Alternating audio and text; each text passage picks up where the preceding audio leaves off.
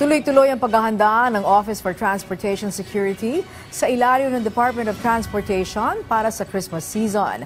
Sa programang Bagong Pilipinas ngayon sa PTV, inihayag ni DOTR-OTS Administrator Gilbert Cruz na kasalukuyang nagsasagawa ng audit ang OTS sa mga paliparan at pantalan upang siguraduhin ang kahandaan ng mga ito. Tinitiyak din nila na ang lahat ng equipment ay nasa maayos na kondisyon at ang mga personnel ay handang makapagpatupad ng mga protocol sa seguridad.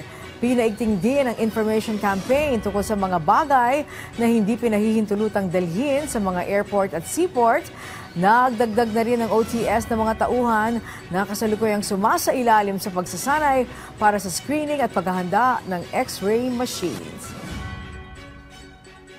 Wala naman po tayong binago. But naghihigpit lang po talaga tayo kasi kagaya ng sinasabi po natin, ayaw po nating malusutan tayo. Kasi once na minsan kang malusutan, makaka-apekto po yan sa buong bansa natin. Especially kung yung mga bagay talagang nakakasakit at nakakamatay.